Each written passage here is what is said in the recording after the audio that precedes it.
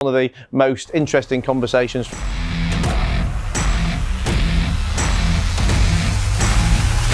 Denise van Houten.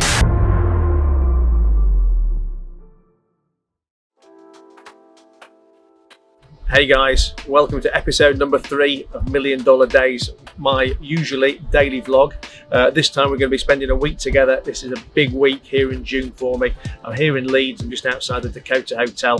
Great venue, and I'm about to go inside and meet with our tennis players who are performing at Berry's Tennis. Now, Berry's Tennis is the main reason for me being in Leeds this week. It's an event that we created probably 4 or 5 years ago now. I think this is the 4th time we're delivering the event. We missed the last 2 years because of COVID. One of my favourite times of the year, and in amongst that, I've still got a full week of work. I've got some great podcasts going on this week. I'm going to be doing a podcast with Denise van Houten, and we've got some deals going on. I'm going to be seeing Harley. I've got Elena in town as well. So all the usual stuff. Follow me into the hotel. Let's go and meet the players. I'm taking them to Tattoo Restaurant again. I think this will be the 3rd time you've seen Tattoo Restaurant on these vlogs. If you come with me to Dubai in the future, you'll see a whole raft of restaurant choices. But here in Leeds, we always seem to end up in Tattoo.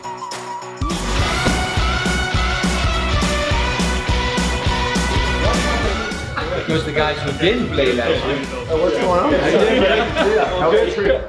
on? Long, stressful, and heads all over the place. Very grumpy. We can all get high, Matt. Nice to meet you, buddy. It's broken. I don't know, either broken or badly bruised, but it hurts like hell. And here, scratched, and elbow, and the side. I'll toss the ball. And so playing teeth now is really uncomfortable. So he's going to play one-handed this week.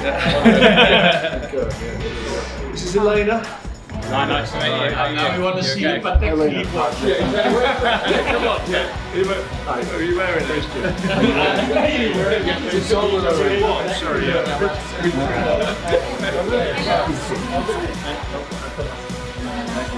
Paul. My little brother is named Paul. So you're my little brother. You'll never mind. Do you want a drink? Aye. Are you ready for it? Are you ready for it? Are you ready for it? 'Cause I was born for this. I was born for this. Keep shining those lights on me, like nothing you've ever seen. Are you ready for it? Are you ready for it?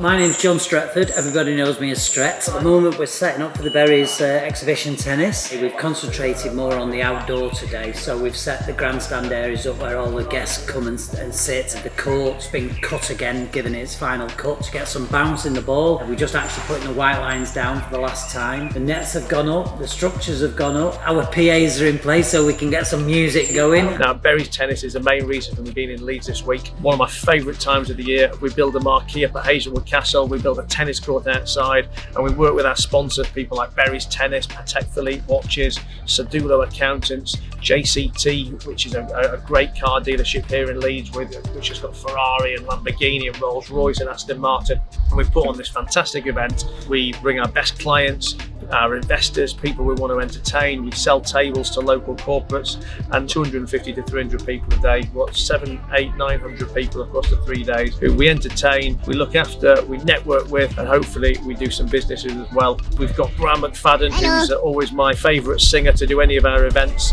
He's closing the event out on Friday, so I guess, you know, follow me long enough, you'll get to see him too. And putting this event on is always stressful. There's always last minute changes. I'm always changing the guest list at the last minute, squeezing in extra table sales, and always making our operational guys stay on the toes and have to really work hard to keep, I guess, to keep up with sales. It's always a hard one because, you know, we like to be prepared much further in advance. But I guess in any of our businesses, I always have to try and put sales ahead of operations. And, you know, our ops guys do a fantastic job of keeping pace. But you're going to get to see everything that goes on behind the scenes. You're going to see all the frantic rushing around to get the event set up, and then see some of the great people that we get to hang out with and the amazing tennis that the players are going to be playing. It should be good. 3 days of tennis to come.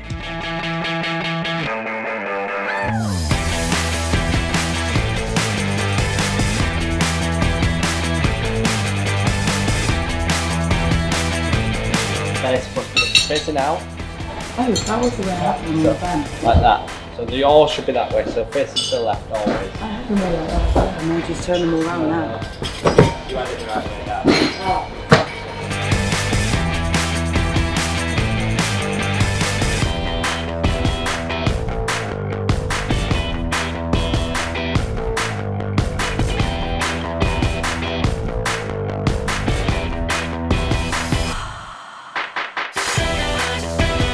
Some of this Velcro is not sticking to the tables very well.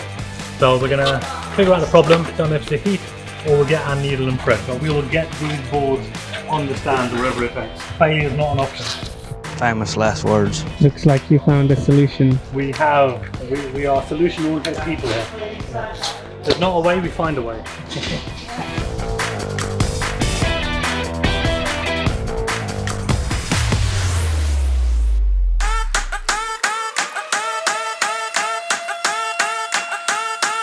Richard takes me every year to play at Wimbledon once the tournament's finished. We once got on court number 2, which was amazing. And this little groundsman walks past and he recognises Richard and he goes, "Oh hi, are you off to play?" And he says, "Oh, what court are you playing on?" And you're like, "Court 16 or something." I said, "Would you like me to set court 2 up for you as a player in there?" We're like, "Fuck yeah."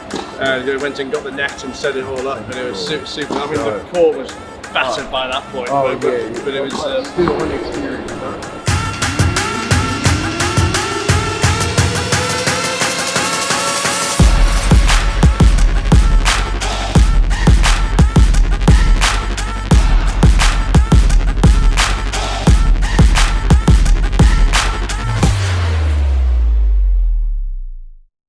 Just finished playing tennis at David Lloyd with Mark Philippoussis, one of the players who's playing in the Berries tennis today. I've never met Mark before. He is an Australian player, a kind of a legend of yesteryear, and it's always so good to get to play with these guys. Kind of my favourite bit of the event, really, getting to play tennis with them in the morning, because I love to play. And whether it's tennis or football or business or anything, I just obviously love getting great advice off world experts. For me, it's always really interesting how one little thing, one little tip that an expert can give you can completely change your game. And I also am really interested in the fact that so many things are just applicable between every sport or every aspect of life. And this morning, the 2 big things we were talking about were preparation and effort levels. I was not pulling my tennis racket back early enough, so I'm therefore rushing into every shot. And as soon as he pointed out to me, all I have to do is prepare a quarter of a second earlier, and literally my game's improved 5-fold immediately from that one tip. And then the other thing is, when I was flagging a bit, I guess taking the foot off the gas myself, I'm hitting some crap balls.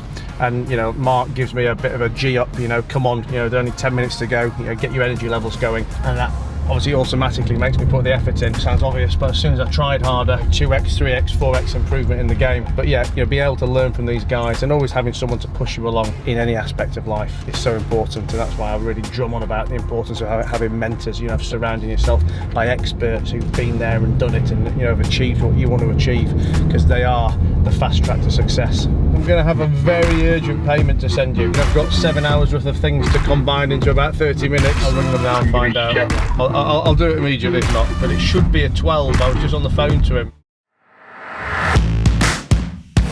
Guys, welcome to a very special episode of the Matt Haycox Show. It's a pleasure to have with us today Denise Van Houten. Thank you. Do you know what? That just makes me sound really greedy. I just do everything. And old. Yeah, exactly. Of all those different things we talked about that you do, I mean, if you had to pick one, so that's like my favourite by a long way, what is it? You know, it's really hard to say, because I actually love everything that I do, because I've got so much variety in my career. I never get bored. Do you still get any pressure and nerves from the live aspect of it? To be good at your job, you should feel nervous, because it means you care. I've never watched anything I've done. Really? I do it, I shoot it, and I'm done, I'm gone. But if you're not watching it back, and therefore if you're not, I guess, seeing things where you thought you could improve, are there other people, like other producers and stuff, telling you need to do this better, or Oh yeah. No matter how successful you are in this line of business, you still never really know if it's going to be your last job.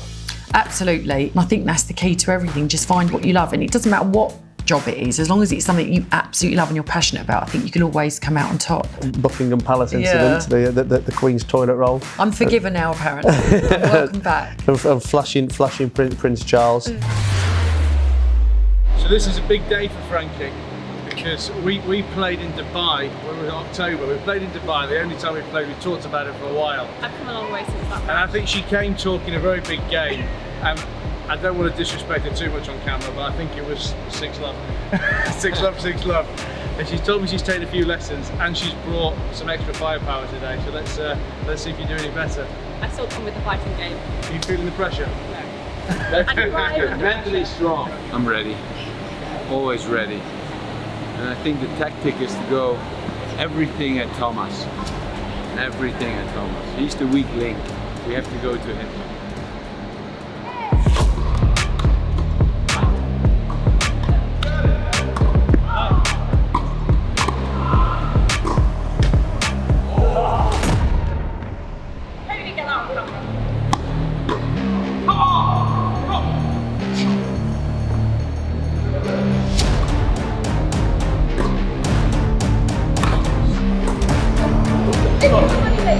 I'm just trying to get you.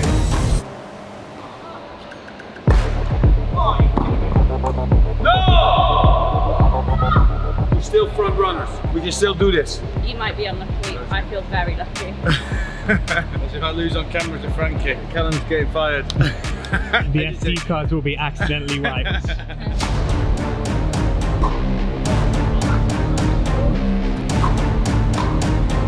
Pressure point, pressure point.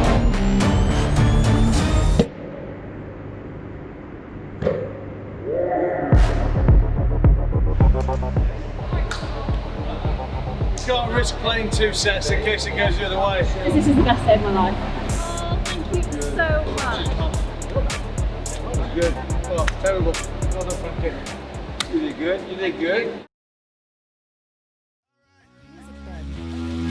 Yeah, ain't no quitters in my circle, only winners in a way. Lesson 1, don't let it hurt you, gotta learn it in a day. Gotta shine, levitate, it's your time, never waste. Never stop, never quit, when you grind all the way. This, that, money on my mind, tunnel vision, better hold up. If they wonder why, that's the reason that I go hard. I can never hit them with a system, I don't know.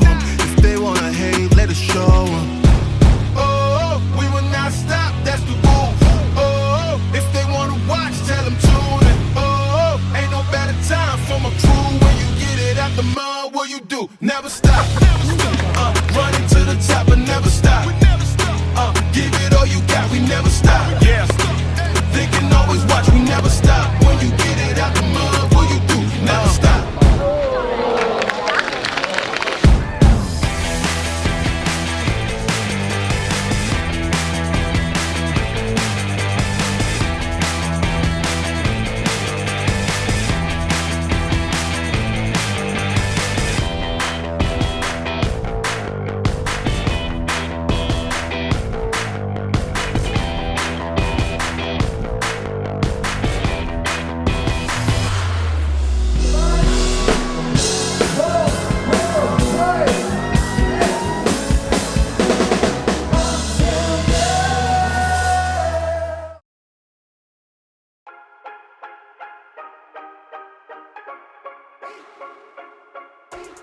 I've known JP for probably only 4 years, but I probably feel like I've known you all my life, and I say that we don't even get too much physical time together. Oh, I'm got to be careful how I say that, haven't I? Too much time in the same room together. I met JP on my podcast about 4 years ago. JP is the epitome of discipline and fitness and being on time and peak performance. He'd been organised to come on my podcast. I was living in London at the time, and we used to record in my house. Whenever it comes to recording, I always have a mental block on people's names. And I'm thinking, shit, is it Jean-Pierre or John Paul? Jean-Pierre or John Paul? I've asked him a couple of times, and he's obviously looking at me like, who the hell is this guy? It's Jean-Pierre, John Paul, yeah? It's Jean-Pierre. He goes, have you done no preparation? Do you not know who I am? I think, fucking hell, I'm late, I'm overweight, I'm eating dirty food, I'm already getting a bollocking from my guest. He says, it's Jean-Pierre. I said, oh, I'm sorry, man, I'm sorry. So we sit down, and I go to record. I say, good morning, guys, welcome to the Matt Haycox show. I'm sat here today, Jean-Pierre de Villiers. He stops me, he goes, nobody calls me Jean-Pierre, my name's JP. I'm like, what the fuck have we just been arguing about then?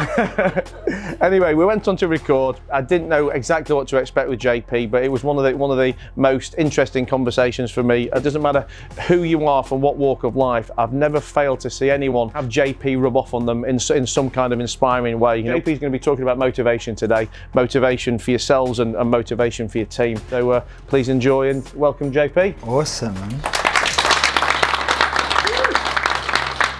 But I wish that was on like a massive stage with 2,000 people, because that was literally the best intro I've ever had in my life.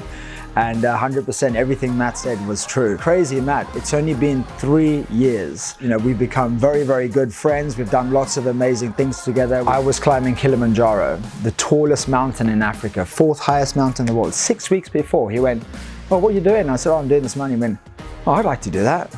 And 6 weeks later, he was summiting Mount Kilimanjaro with me, and that's crazy. And you know, there's a lot of things that get people to take action, but it all comes down to motivation. And I'm gonna actually share with you the science behind motivation. A lot of people say, especially out on social media, "Oh, motivation is bullshit." A lot of British people don't like the idea of motivation. "Oh, stop it with all your happy clappy nonsense." But scientifically, having studied this my entire life, or adult life, there is a lot of science behind how motivation works. And I'm gonna share how it can work for you. I can be an example of being successful and being happy. And I think I would say you can't differentiate the two. I don't think you are successful unless you are happy. I could probably say 90% of the people that I know, probably 99% of the people I know who've got so much more money than me, I wouldn't swap my life with him for all the tea in China. He's so successful because he's the world's best golfer. He's so successful because he's made this money or he's done this thing. I think unless you are happy, then all of the other stuff is completely irrelevant.